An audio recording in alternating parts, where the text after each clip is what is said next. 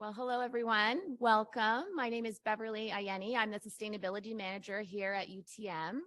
I'd like to welcome you all here and take the time to thank you for joining us today at this annual Adams Sustainability Celebration. This in-person event has been a long time coming, where the idea for this panel discussion was sparked from a President's Sustainability Advisory Committee meeting back in the spring, when our former CAO asked UTM and the community, how are we preparing for the impacts of a changing climate? Therefore, today's event is to, one, inform us on the local context of climate change here in Mississauga, and two, for us to learn how we can all play a role in taking action on climate change. So we're going to start today with a keynote presentation by Yvette Roy, and then we'll follow that with a panel discussion, of which we'll introduce those panelists shortly. But first, I would like to take the time to just go over a few housekeeping ideas. As you can see, we have some showcases along the perimeter of our space here. If you haven't had a chance already, please check them out. You can stop by after the event as well. And also, we're running an activity. So you may have seen these bingo cards, which you can pick up at the welcome desk at the back there. And what you'll do is you'll fill these out once you've interacted with the showcases, and just drop them off at the welcome booth before you leave. And you'll be entered to win one of our green prize packs at the back. So there's also a microphone that's in the middle of the space here for you to ask questions at the end of the panel discussion. And finally, please note that this event is being recorded, so it will be posted online. So after 2 years, we are very excited to have this very first Adams celebration event in person, and we're really thanking you all here for being here today. So with that, I would like to introduce our speaker, our moderator, Shashi Kant, and the MSCSM and IMI Director to come and do a few opening remarks. Welcome, Shashi.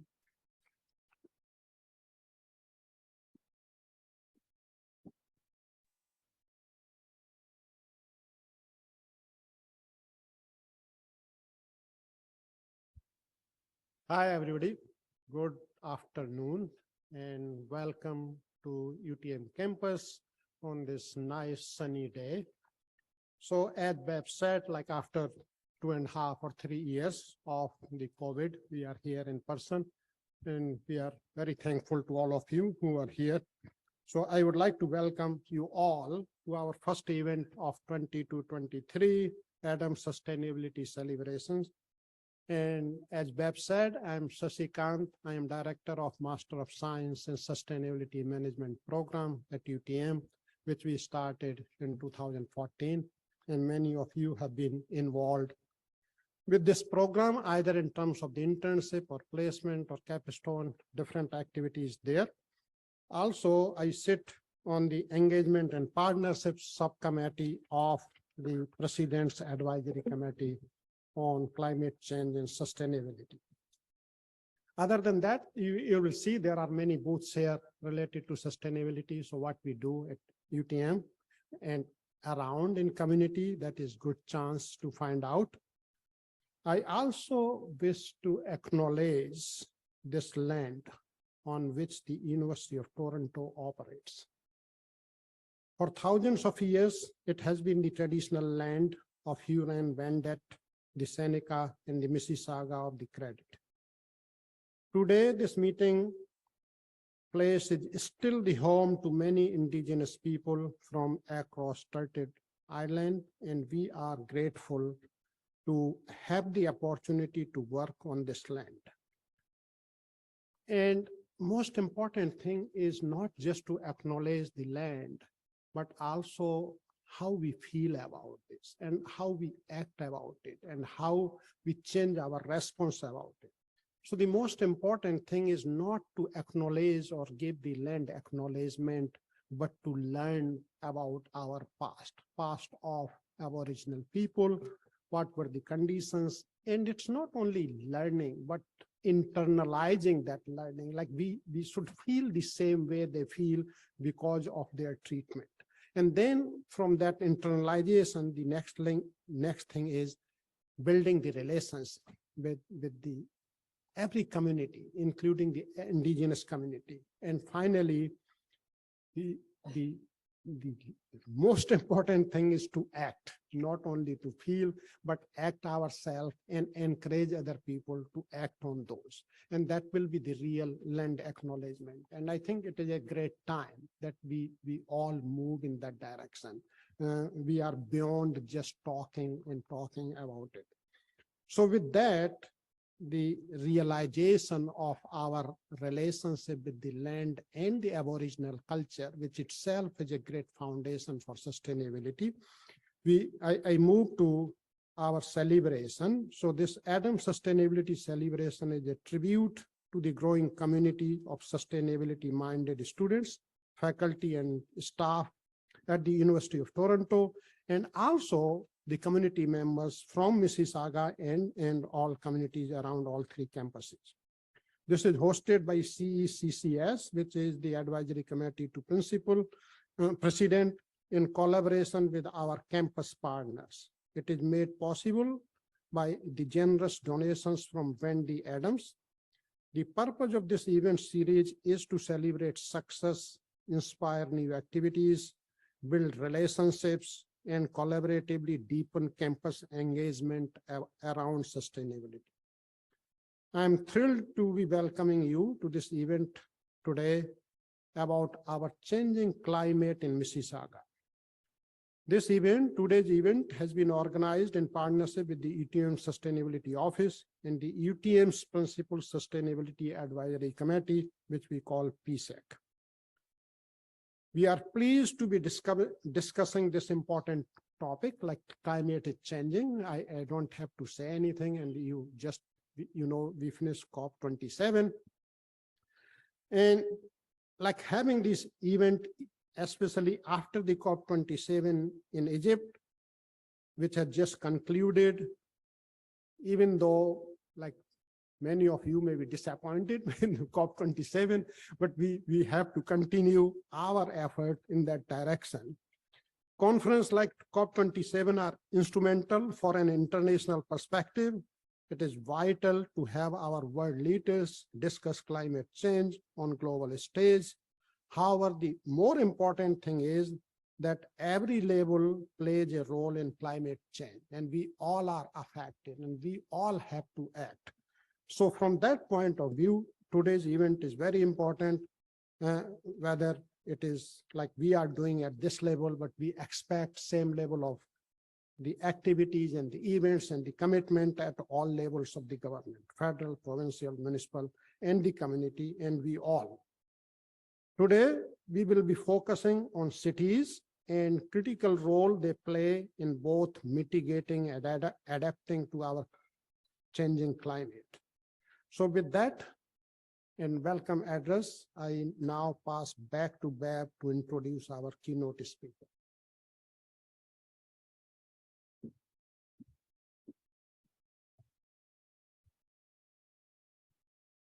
Thank you, Shashi. I'm particularly excited to have Yvette Roy here from the Credit Valley Conservation to share the incredible story map that they've created called Our Changing Climate. Yvette Roy is a senior specialist who oversees CVC's landscape science program. She has worked in ecology with the Credit Valley Conservation since 2009 and currently works on the implementation of CVC's natural heritage system strategy, guiding tools and research at the landscape scale. Yvette is part of the CVC climate change strategy team, working to adapt to their business to climate change and mitigate corporate emissions. Lastly, she is a team member of the Peel Climate Change Partnership Green Natural Infrastructure Strategy, working to reduce the effects of extreme heat from climate change in the region of Peel. Please join me in welcoming Yvette to the stage.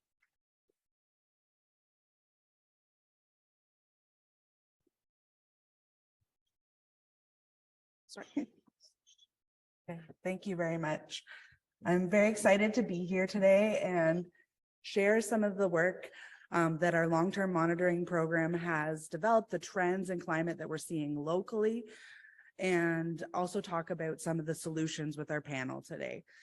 So I'm here today representing CBC on behalf of our integrated watershed monitoring program, as well as our watershed knowledge department. So the work I'm presenting here today is the work of many, and in particular, my colleagues Kata Baverlik and Tim Kuntz, who have led some of the climate trend work, and a whole team of monitoring staff who are looking at trends in our forests, our wetlands, our streams, and our groundwater, and relating that back to climate and land use data. So I work for Credit Valley Conservation, and if you are not familiar with us, we're a watershed-based management agency. We manage the land that drains to the Credit River. So our jurisdiction extends from the headwaters in Orangeville. The Credit River flows through the Greenbelt and the Niagara Escarpment, through the city of Brampton, through Mississauga, and outlets into Lake Ontario. And so we're in the Credit River Watershed today. And when you think of conservation authorities, many people think of our role in managing conservation areas. So we have properties that people can access. You may think of our role in managing flooding and hazard management, but we also have agreements with municipalities to undertake long-term monitoring of the ecosystem health in the watershed. And so that's some of the information that I'm going to share with you to kick off this panel discussion. And the keynote presentation was inspired by our StoryMap collection. So you can find this very easily online if you Google Credit Valley Conservation StoryMap. And here we've brought together some key stories that are coming out of our long-term monitoring plans, our long-term monitoring program, of the things that we are seeing in forests, wetlands, streams, groundwater. And we also look at climate and land use to see how those drivers of ecosystem condition are affecting the conditions on the ground. And in particular, I'm going to focus on the Our Climate is Changing story. And so to understand how the climate is changing locally and relationships to ecological conditions, CBC has analyzed data from Environment Canada's climate stations at Pearson Airport, as well as Orangeville Station. And that roughly represents the southern and northern portions of the watershed. Pearson has records going back to 1939. And then the Orangeville Station has records from 1950 onwards. And this long record of climate data is long enough to start to get a sense at the trends that are happening locally. So what have we seen so far? So average annual temperatures have increased by 1.8 degrees Celsius. And this is consistent with the warming trends that are being seen in Canada, but about twice the rate of warming trends globally. And what you can see from this is that the warming trend really starts approximately 1980 onwards. We're seeing warming in all seasons, but winter is warming the fastest. And then another thing that was interesting in looking at these climate trends was that nighttime temperatures, or the minimum temperatures, are warming quicker than the maximum temperatures. A few metrics that are of interest from a socioeconomic perspective. We're seeing the growing season is approximately 40 days longer than it was 80 years ago. And so that's the number of frost-free days that are available for growing crops.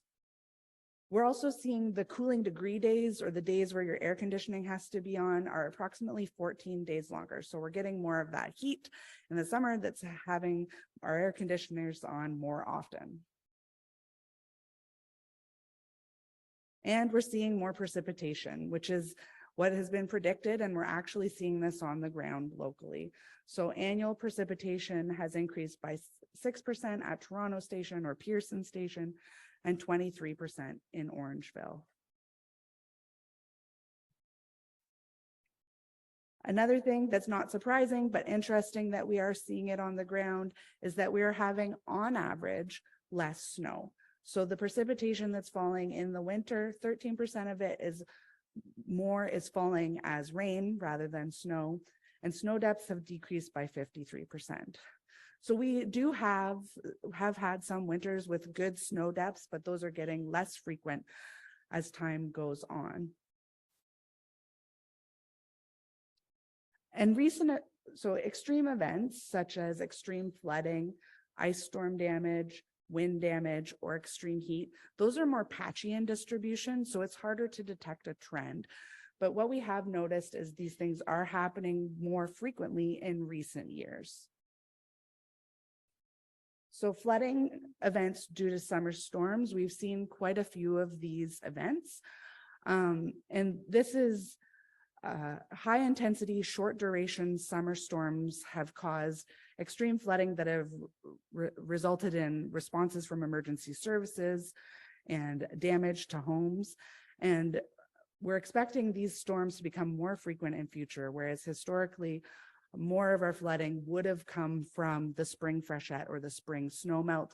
We're expecting these extreme flooding events that happen to the short duration, high intensity summer storms to become more frequent.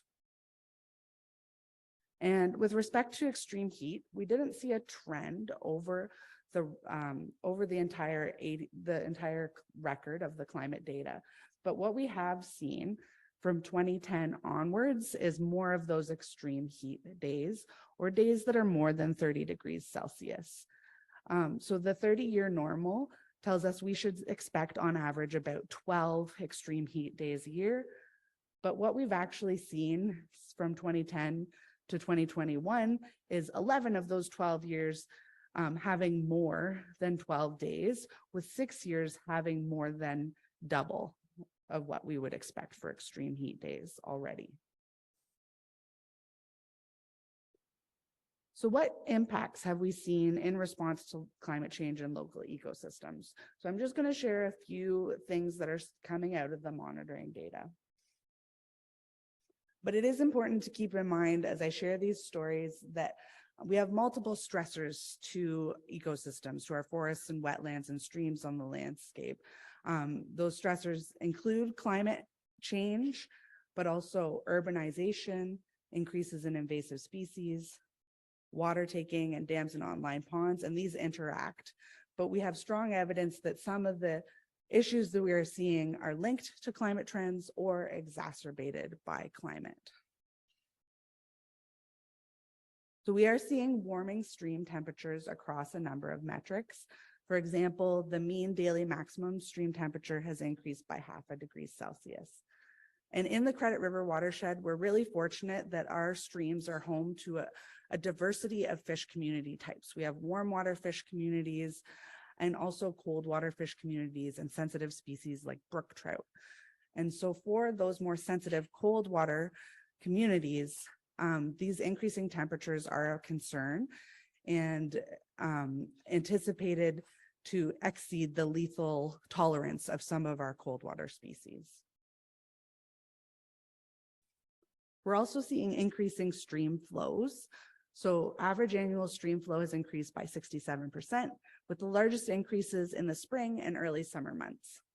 Very interestingly, though, March flows have decreased by 31 to 89%. And this comes back to the decreased snow that we have in the winter. So we're not getting that accumulation of snow with the large amount of snow melt and that spring freshet and that spring flooding.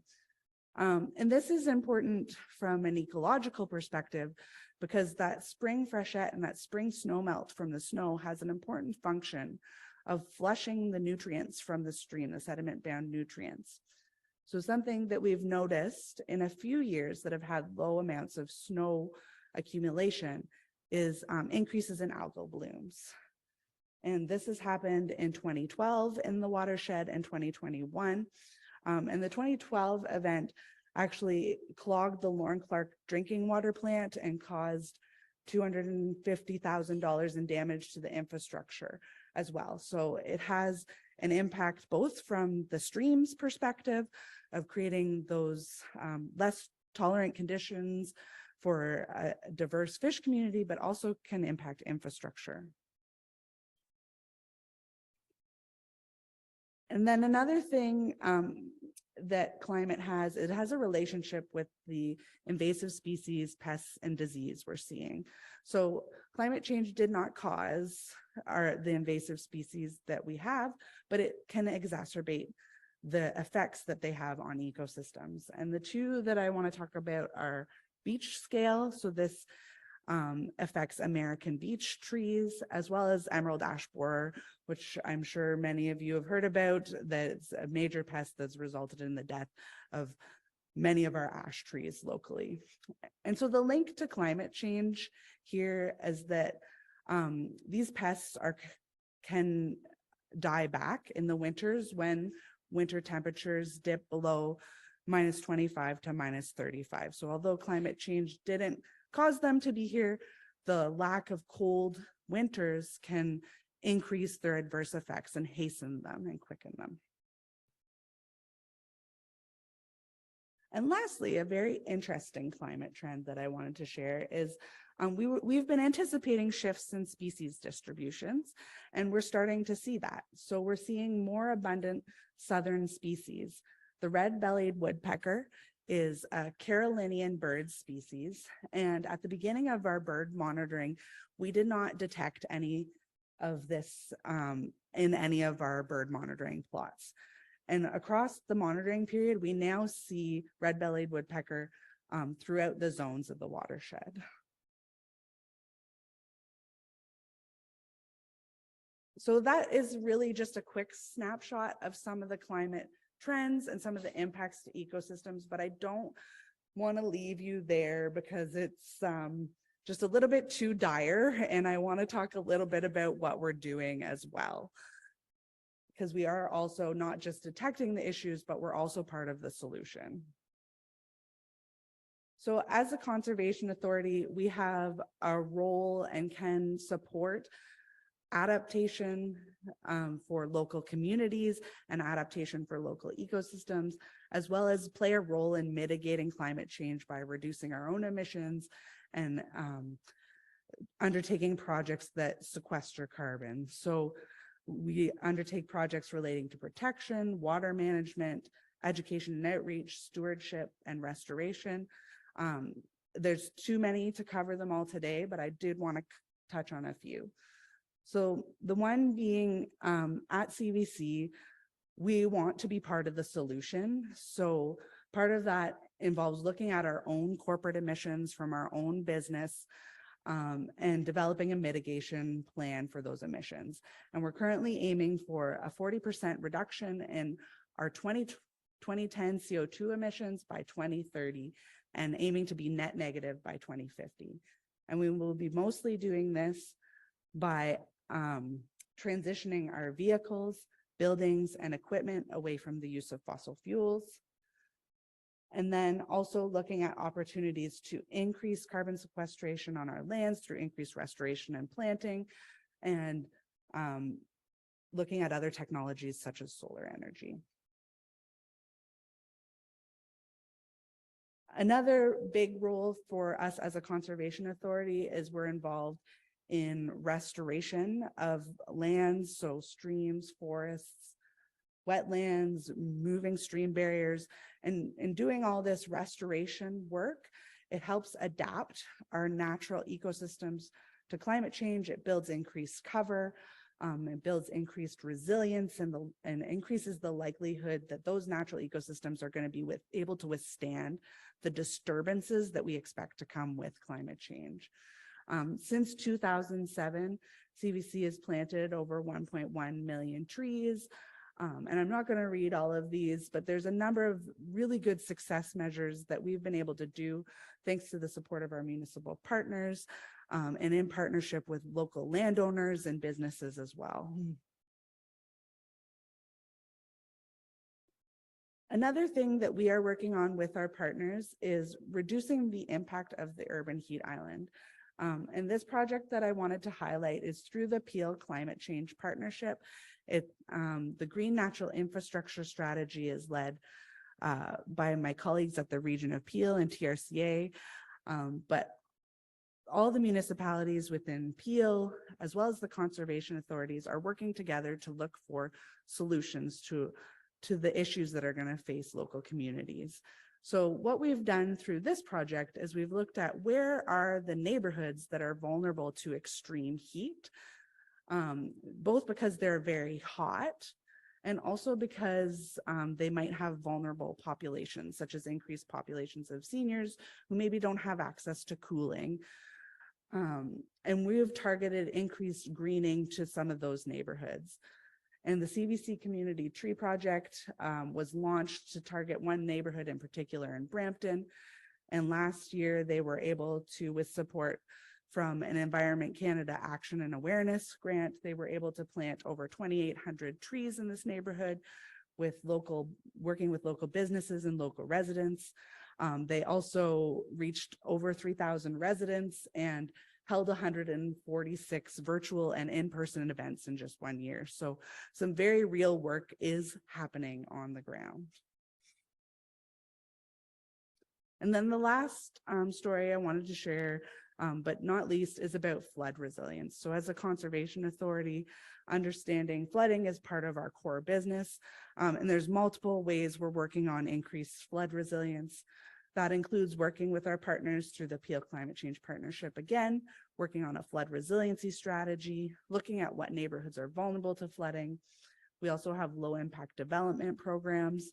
And we look at how to improve resilience to flooding in multiple ways, be it through thinking about what priority areas are impacted through a planning lens, or working with our municipal partners in prioritizing emergency services using tools developed through the Peel Climate Change Partnership, or installing low impact development to help reduce that flooding impact. So I'm very excited to hear today from the panel and the ways other people are working on climate solutions as well. And I just wanted to share a few of these stories to really kick us off and get us started. So some closing thoughts. The global climate projections and trends, we're seeing them locally. So the data that I shared today aligns with what is predicted at a global scale. And we are already seeing impacts to our local ecosystems, which really results in this increased urgency to act and invest. And ultimately, it is a shared responsibility that will require a collective effort. Thank you.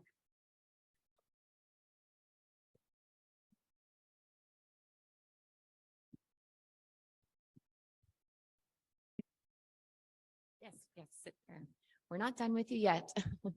Thank you, Yvette. That was very engaging and eye-opening, actually. Quite a few informational data that we have there. And I think that our students could value greatly from this information, and just collecting and connecting with those students will be really valuable. So thank you for your time. This now starts our panel presentation. I'd like to invite Shashi up, who will be our moderator, along with Diane, Tenley, and Divya, who will be some of our panelists. Thank you. Okay, we are here for a panel discussion now. So thank you, Bab, and welcome for this expert panelists who are here. Before we start discussion, I'm going to introduce remaining 3 panelists here, and then I will pose a question for each of panelists. So first, starting with Diane. Diane, as you know, most of people may be knowing, she is the City of Mississauga's environmental manager and brings more than 25 years of experience in environmental, climate, and energy policy, strategic positioning, and proper project implementation. Diane leads the city's environmental team and is working with the staff across city divisions as well as external stakeholders to advance the impacts of climate change from both a mitigation and adaptation perspectives. She also oversees the city's environmental education and outreach program and waste diversion initiatives. So Dan, you want to raise your hand? Yeah. The next is Tenley Conway. She is professor here at U of T. She is professor in the Department of Geography, Geomatics, and Environment at UTM. Her research integrates insights from environmental geography and urban ecology to improve our understanding of socio-ecological dynamics in urban forest. Her CERC-funded research is examining number of things. Number 1, residents' role in urban forest governance. Number 2, perceptions and experiences with urban forest. And number 3, green infrastructure discourse perceptions, and action in Canada. The specific projects have explored common urban tree species, vulnerability to future climate change, and challenges and opportunities of using green infrastructure as a climate change adaptation tool in residential neighborhoods. She is currently a member of International Society of Arboriculture Science and Research Committee and an associate editor of Urban Forestry and Urban Greening. She has served as a board member of LEAF, a nonprofit organization dedicated to the protection and enhancement of urban forests, and EcoSpark, a charity focused on environmental education and citizen science. And not last, the first sitting from the other side, and Divya Arora. Divya is a community engagement organizer for the Sustainable Communities team at David Suzuki Foundation.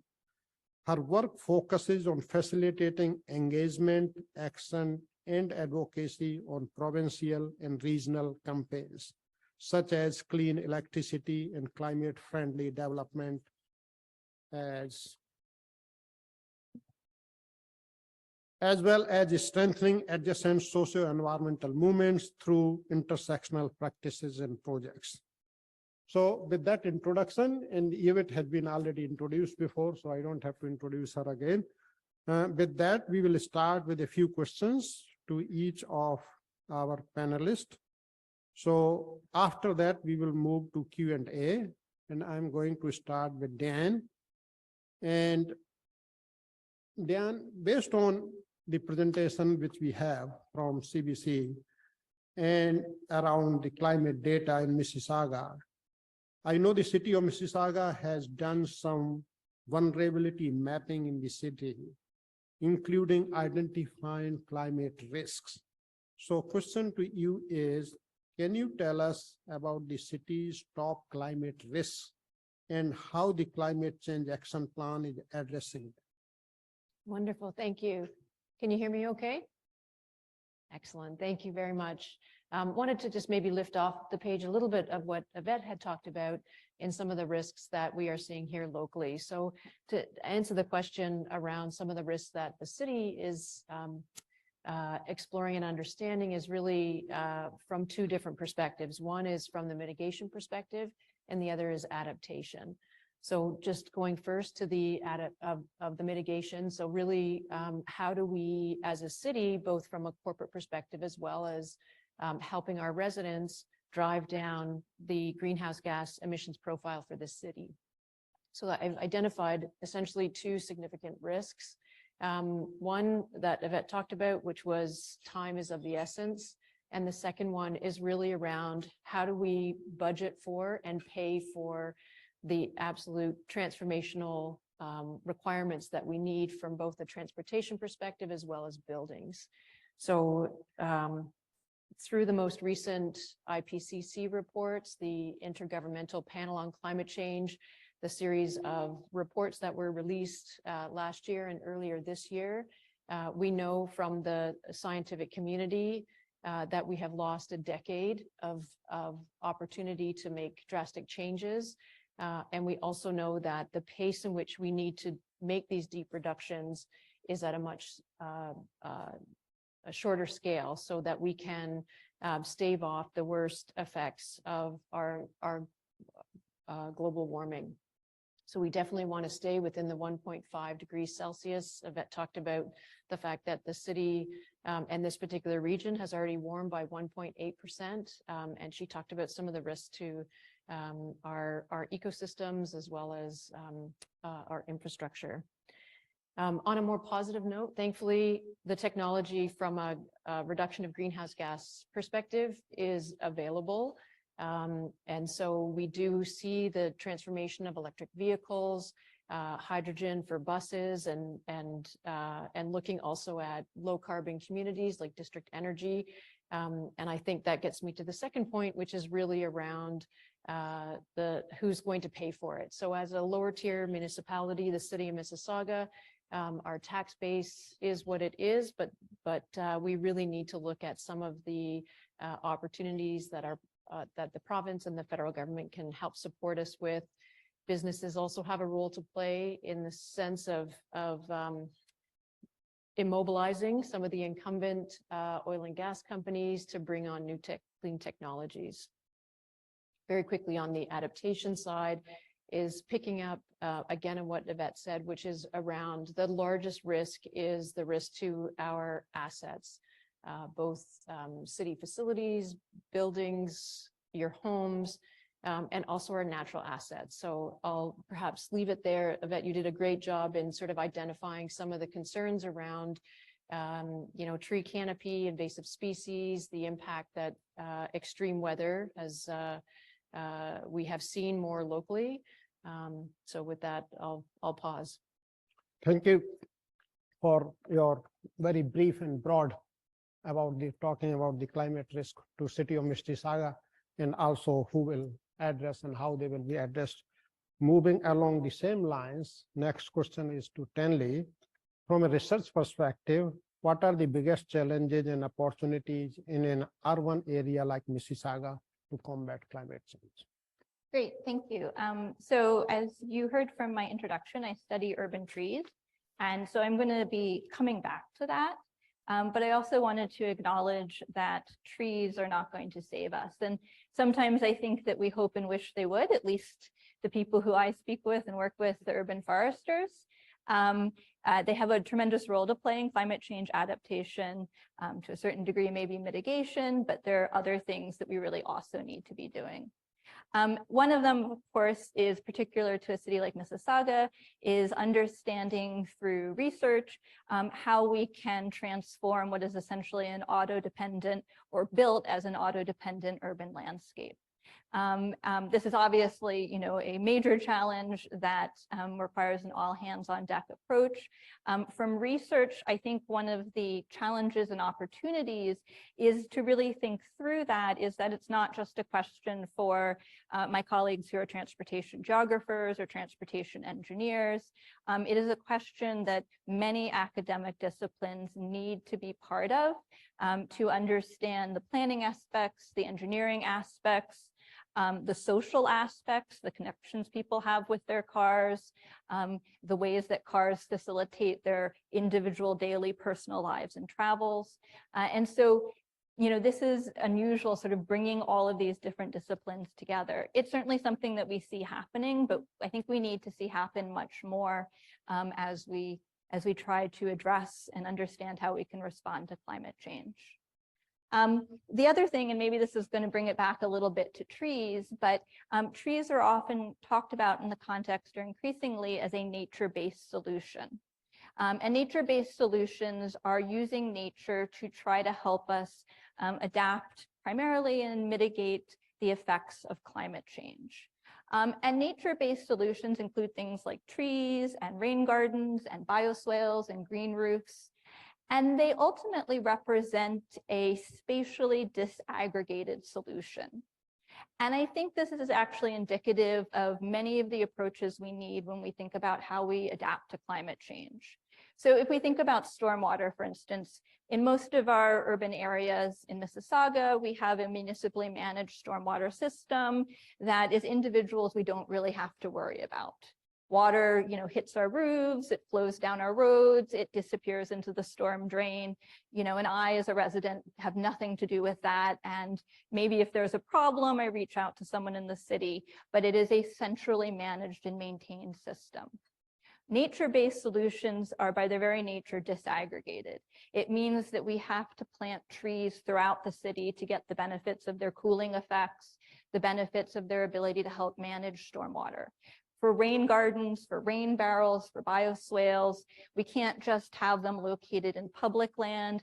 We need to have them located in private land and private land throughout the urban landscape. So there are real questions about how do we encourage private landowners to adopt many of these nature-based solutions. And I think equally importantly, there are real research unknowns around how can we convince them to maintain these nature-based solutions so that they continue functioning not only today, but also years into the future. So you can't just install the rain garden. You can't just put a rain barrel at the bottom of your downspout. If you're not maintaining it, then very quickly it will no longer be a nature-based solution. And so I think there's a lot of research opportunities to understand what are the barriers for people to not only install these solutions, but also to maintain them. And I think we can then broaden out from not just thinking about nature-based solutions, but when we're talking particularly about alternative energy, a lot of that is also disaggregated. So we talk about things like district or neighborhood level energy solutions, but also, of course, things like solar panels that are really, again, at the property level. And so a very different way than how we think about, or how we've even mostly today still get our heating and our electricity. And so I think there's a lot of research opportunity and need to try to understand how we switch from what is primarily a centralized system to these sort of decentralized or disaggregated systems. And then the last thing I'll very quickly say is that cities like Mississauga in some ways represent an opportunity, maybe not for the best reasons, but as Yvette said, that we already have urban heat island effects. So our urban areas already tend to be much warmer than the surrounding hinterlands. But this means that for those of us who are interested, for instance, in understanding how different tree species are going to survive warmer temperatures, we can currently see how species are doing in our cities to understand how, when our hinterlands in a few years or a few decades start also experiencing those temperatures, what species are going to do well, which species are not going to do well. And so we can use that information that we can gain by monitoring species responses in our urban areas to more broadly think about how we can manage species into our hinterlands and other locations. Thank you. Thank you so much, Stanley, highlighting so many important points in a short time, like the role of every discipline, also the nature-based solutions, so important for climate change, not only installing, but maintaining them, and then about the urban forest. So now, Dibya, building on what we have heard, how can students get involved and take climate action? Yeah, so can you hear me okay? What we noticed is, people think that the student population and the young population aren't getting engaged, but they're actually starting to now become the larger population of people who are taking climate action. It's research that more and more young people are likely to go into careers that are green, or at least semi-green, because it is on the top of our minds. And it is something that we have to deal with, because it's not a problem that we created, but it is a problem that we have to solve and that we have to deal with in our lifetime and face. So, there has been mention of some of the individual actions that we can take, but there's also been mention of some of the actions that organizations are taking.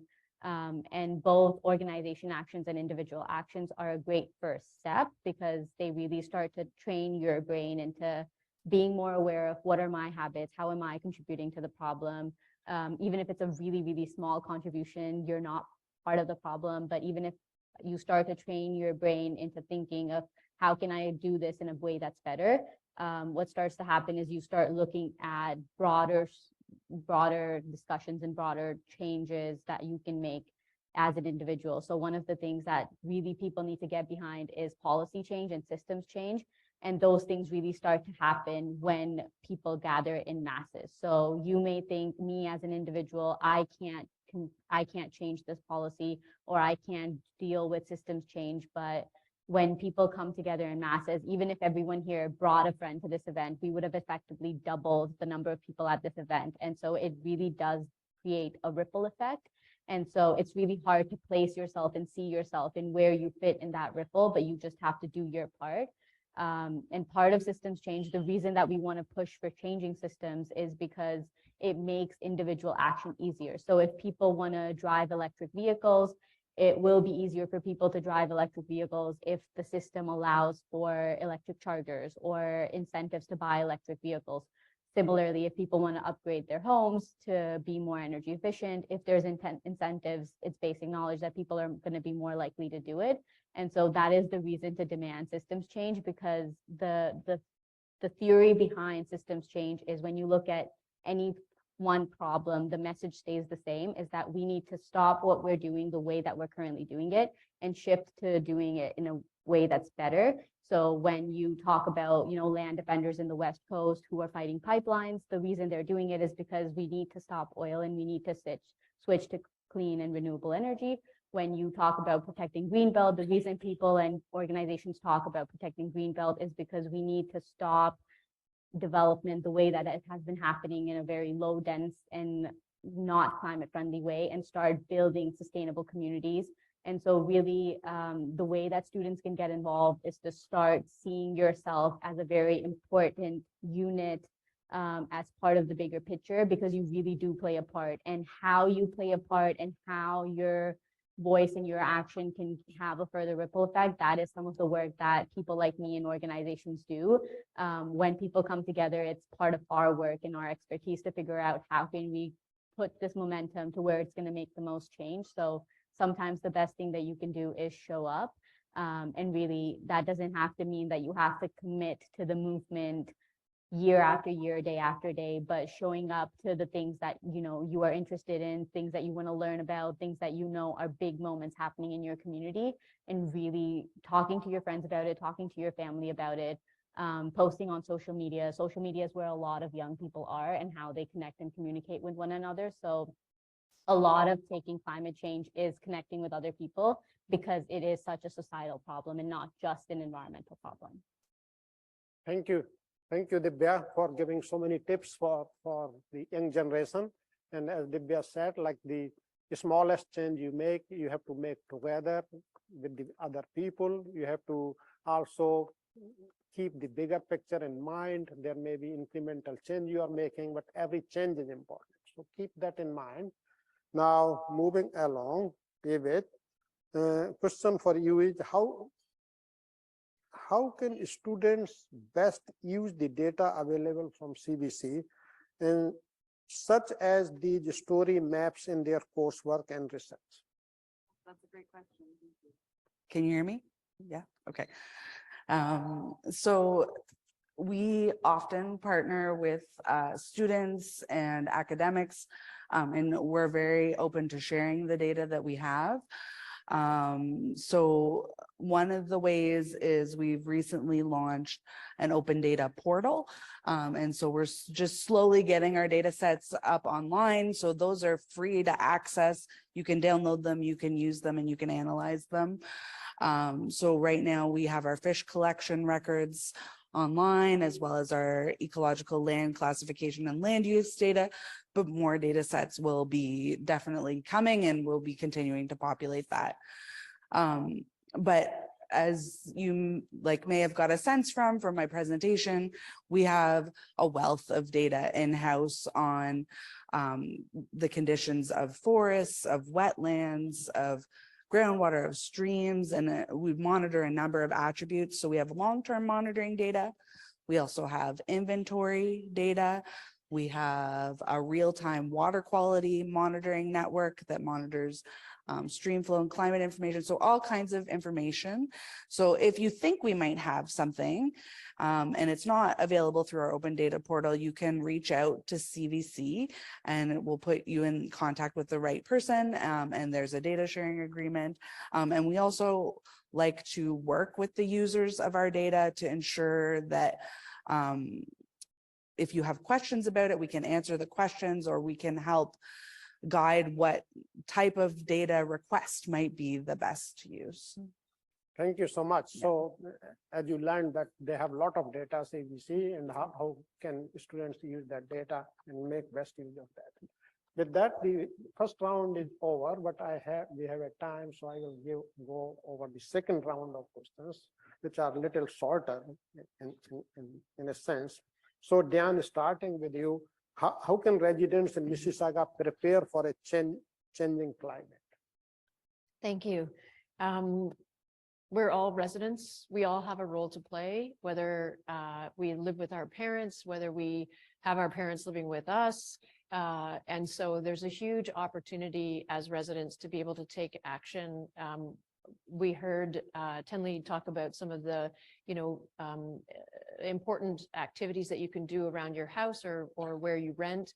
But just really wanted to start with a few other opportunities as well, and just to recognize the complexity of climate action. And sometimes it can feel like it can immobilize an individual. Where to start? How do you get started?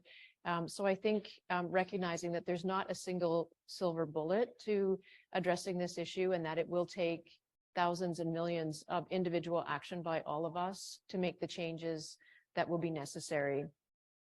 So taking deliberate action, asking the tough questions, getting engaged and seeking out educational opportunities to better understand some of the risks and the opportunities and the impacts of climate change are all some of the basic things that you can do in your own way.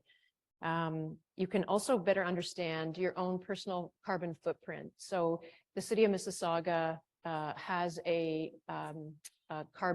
online carbon calculator. LJ, if you could wave your hand over there. There is a QR code that you can go online and in just a few minutes get a fairly good sense as to what your own greenhouse gas footprint looks like. And then it also provides you with some basic opportunities and some actions that you can take that will change the way you live and work. Residents surprisingly have an amazing amount of decision-making power. You can choose opportunities if they arise to locate yourself to where you go to school, where you go to work, and also the kind of transportation choices that might be available to you. So, the closer you work, the closer you live to where you work and play, gives you additional opportunities to make sustainable choices for transportation, like taking transit, cycling, walking, and should you be in a position that you want a car, to make some choices around electric vehicles. We're very engaged in supporting the public in understanding all of those choices. So I'm here representing the environment team, but we also have a whole transportation team that is working on those issues as well. And then as a homeowner, there's opportunities to do energy audits, look at energy efficiency appliances, and consider getting off of natural gas. I know that we have someone in the audience today, if she's still here, has transferred over to heat pumps. So there's an opportunity to make that transformation within your own home. And if you're a renter, there's opportunities to engage with your landlord, asking for improvements on energy efficiency and things like that. And then you can also, interestingly, we have a lot of choice and power around what we decide to purchase. And so there's lots of opportunities to rethink how, what products that you need. If you really need them, can you revitalize something that you already have? My daughter's very much into thrifting, so she is looking at finding ways to reduce the overall impact of new products. So we think about processing, industrial process, transportation, all of that requires additional greenhouse gas emissions. Tenley, I thought you did a really good job on, identifying the low impact developments that you can do and the importance of maintenance. So just in the same way that you change the filter in your house, you need to also understand how the natural environment works around your house as well. Also, when was the last time, if your house has a sump pump, have you looked at that to make sure that it's working, and individual things like that. So I'll perhaps stop there. I know this is a second round of questions. Yeah, thank you so much for so many inputs there. So on the same lines, Stanley, how can UTM become more climate resilient? Yeah, I mean, I think, the big way that needs to be said, but is certainly not unique to UTM or educational institutions, is continued reduction of our reliance on oil and gas. So UTM has made some starts, particularly with its new building, through things like geothermal heating and cooling, and to a lesser degree, the use of solar panels. But we need to keep going. We need to do more and probably need to do it much, much faster. One of the things that I want to emphasize that's a bit more specific to an educational institution and UTM, but maybe all sectors need to consider this, is that a lot of our core activities, particularly around research and some types of teaching, are incredibly energy intensive. So this includes both laboratory work with very high-tech equipment, but it also includes sort of the ways that we've traditionally been academics. So traveling to conferences is a big one. And I think we need a lot of self-reflection to think about the reliance on fossil fuels to do these activities, and how we need to change sort of our norms around our practices, our expectations, to make sure that we try to seek out ways that we can generate novel research, we can communicate that research to our colleagues, but doing it in a way that isn't quite so impactful in terms of greenhouse gas emissions. And then I think another thing, which is, I think, related to resilience and actually touches on something Diane mentioned, is the idea of climate anxiety. So it is our responsibility to educate our students, and a lot of that right now, or in many of our classes, it's focusing on climate change and climate change impacts. But we need to do more than just sort of create the anxiety, but also make sure that we're giving our students the tools necessary to create the change, to demand the change that is needed in order to adapt to climate change. And in that way, we can not only create a more resilient sort of UTM community, but hopefully sort of more resilient citizens that are going out into the world and can make our societies more resilient. Okay, thank you, Tenley. On the same line, Divya, what do you say to youth today who feel apathetic toward political actions on climate? Yeah, I mean, the first thing would be, I get it. I feel that in my work days a lot. If you're keeping up with what's happening at the provincial level, for me personally, work has been very discouraging because it feels like there's one thing to fight after another.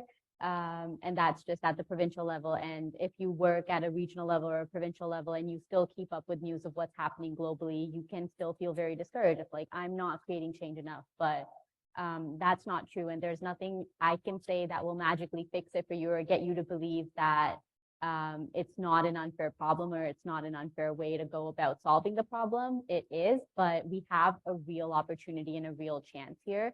With the discourse around climate change exploding in the last few years, a lot of the momentum coming from school strikes and student groups who are now starting to take action, take time away from work, take time away from their school to take action on climate change. This is the kind of momentum that we never had before. So the thing I would say is to just do your best. No one expects that any one person can be present and be at their 100% every single day. And so no one's going to ask that of you anyways.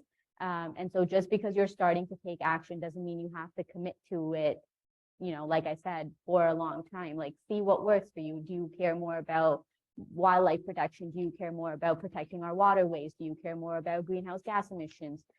Is there a research aspect?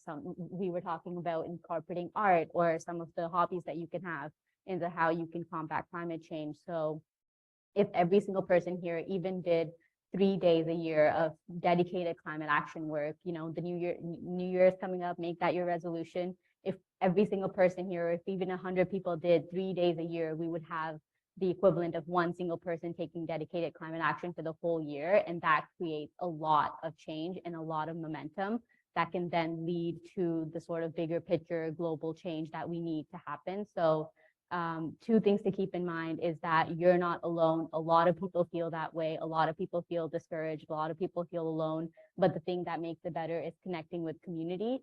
And secondly, the thing to remember is the vision of what we're trying to work towards. So instead of what we're avoiding, focus on this is the radical renewal of what's coming, you know, the vision that we're trying to create, the world that we see where it can be better, it can function better, it can be more equitable, it can be more accessible. Keeping that in mind can really help calm down your climate anxiety, but also motivate you to work towards and be part of the solution. Okay, thank you. So many things there. So, Eved, you talk and also Tenley talk about nature-based solutions. Can you give just one or two examples of nature-based solutions to understand people better what we are talking about and they can use them. Sure, I think like at a local level applicable to like residents of the city of Mississauga. An example would be like something like a rain garden. At a bigger scale, like a wetland would have a similar function, but excuse me, a lower lying area, you could have a rain garden on your property where water can pool. It helps absorb some of that flooding when extreme rain events happen. And it's a nature-based solution because it's providing that function of similar to what Tenley was saying, like about a stormwater system. But as Tenley was saying, it works when you have an aggregation, multiple residents using those solutions on their property. Thank you so much. With that, we will move to Q&A. We have few minutes for. So please stand up, go to the mic, tell your name and ask your question. It may be to a specific panelist or you can ask and we will decide. We will all answer your question. Sorry. First of all, a really great panelist talk. It's been really nice to hear you guys talk about what you're good at, and answering your questions has been really fascinating. But I have a question, we've been talking a lot about what residents can do, but there's also like larger organizations that I feel like need to get targeted to accomplish our goals at the rate we need to. So I just have a question specifically about and it was relevant to the new provincial stuff going on, but in the case of things like home developers, which often don't, I feel like, plan very environmentally, is it possible for the organizations on stage to help influence them to input the low impact development programs, or, to help build more cost effective homes or efficient homes so the resident doesn't have to absorb that cost of refitting their home? So I'm just curious, do we have the power to influence the building associations to implement these ecological strategies so it's not just on the resident to fix the problem? Okay, Dan, you want to start? I'm happy to attempt to answer that. And I didn't get your name. Hi, Lauren. Thank you. I think you raise a really important consideration and an area that I think that the role that the City of Mississauga can play is we currently have a voluntary green development standard, which is encouraging developers to consider low impact development projects on their new developments. We also at the city have opportunities to work with organizations like Lakeview Developers that are turning a brownfield site into a complete sustainable community. We're working closely with them and others at the region of Peel and utilities to introduce community-wide low carbon district energy using the wastewater treatment effluent from the wastewater treatment plant right next door at the region of Peel to bring renewable fuel to that community. I think that with Bill 23, there is some concern around the changes and how any new potentially mandatory green development standard might be impacted. So I think that really trying to understand what Bill 23 will look like, but the City of Mississauga is looking to refresh the green development standard and work with the developers to make sure that we are, building more efficient homes. And I think that if the province is wanting to look at affordability, I think that the more efficient home you have, the less utility costs, the carrying costs of that home would be, whether you're renting or otherwise. So I think that municipalities do have a role to play in working with the developers on that front. So happy to connect with you afterwards. I have a business card over on the table. Okay, anybody want to add anything? I think again that roles may be evolving, but traditionally we've worked with the planning staff at CVC, work with the development community, with the developers on their applications, and there are a number of different guidelines that we have that like guidelines for soils, if you have to do soil restoration and the amount of soil volume you need to have a healthy tree. We have low impact development guidelines, and low impact development in building new builds and new communities is becoming more and more of a standard part of the process. So there is uptake of those technologies and those recommendations. So it's not all bad news, I would say. Yeah, anybody else?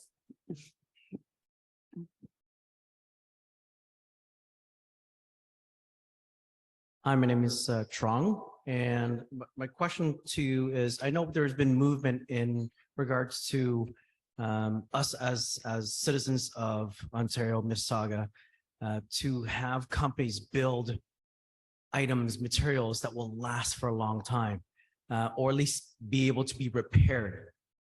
I don't know about you, but the last time I checked my appliances, they only last for 5 years. Now, what power do we have as a region, Mississauga, now Peel, province, maybe the federal level? What power do we have to demand companies to say, this is not good enough anymore? We don't want this product in our province anymore. If you want to sell products here, you must hit this standard. What power do we have? Yeah, so in terms of your direct question, what power do we have?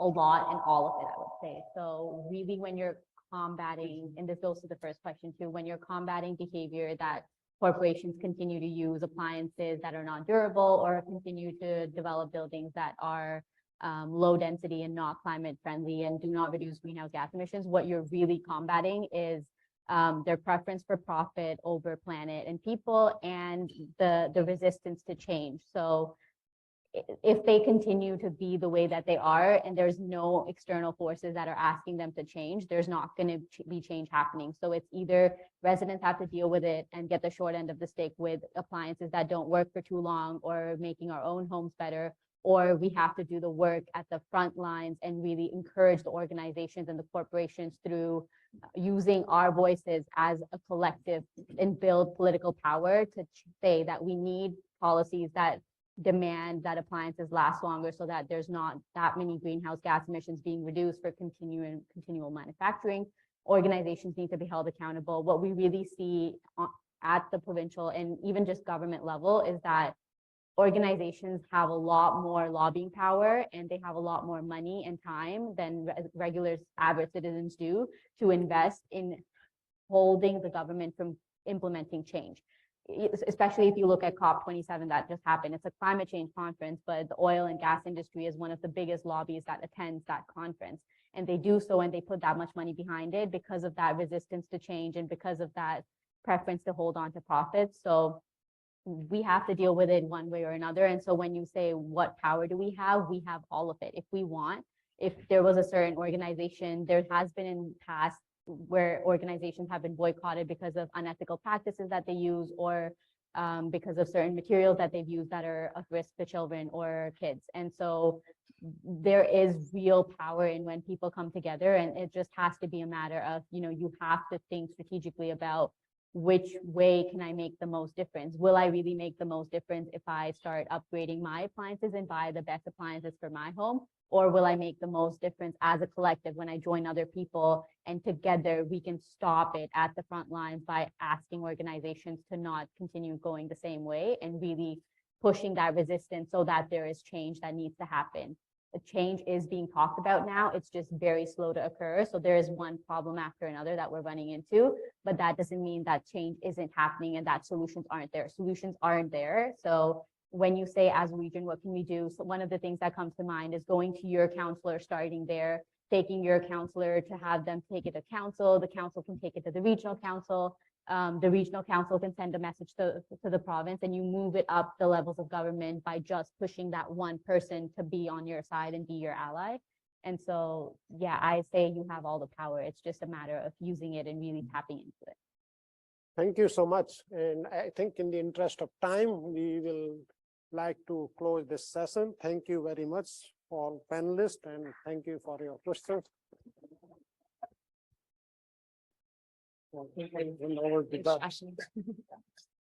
Very valuable and insightful presentation today.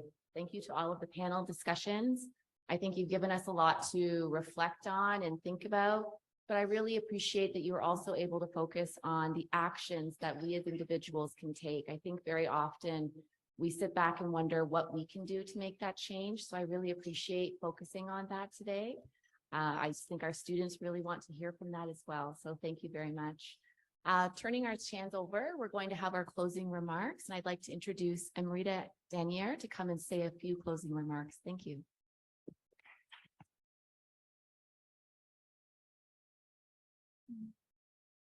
Good early evening, everyone. I'm the, just in case you don't know, I'm the Vice Principal Academic and Dean at UTM. And echoing Bev's comments, I want to thank all of the panelists for their time today and for the important work that they are doing.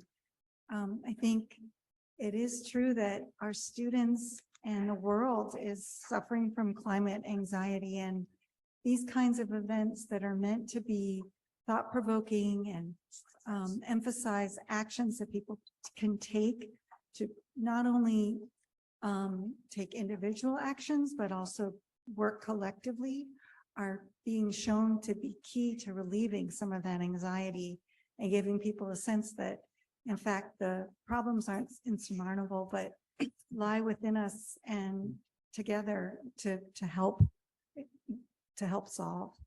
But thank you as well to the UTM Sustainability Office for organizing this event with the support of CECCS, PSAC, and the City of Mississauga, and also Wendy Adams for her donation that allows these events to take place across all three U of T campuses in the course of a year. Sustainability is something that is near and dear to my heart personally. So I'm very proud of the steps that UTM has taken to improve the sustainability of our campus, both in physical terms, but also in terms of our intellectual contributions, both in terms of pedagogy, which you can judge as, Tenley is an amazing example of that, as well as our research. And we're making path-breaking contributions to the issues around sustainability here at UTM.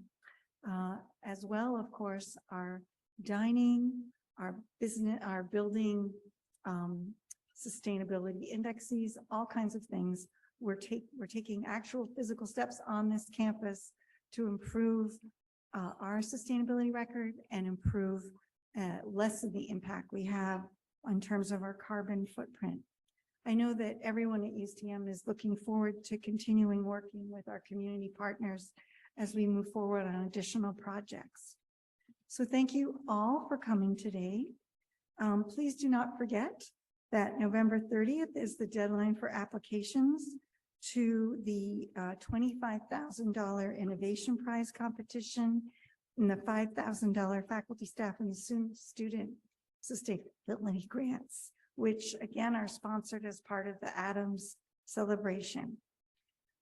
If you want to learn more about these grants and prizes, please visit the CECCS showcase booth over there. Thank you very much and enjoy the rest of your evening.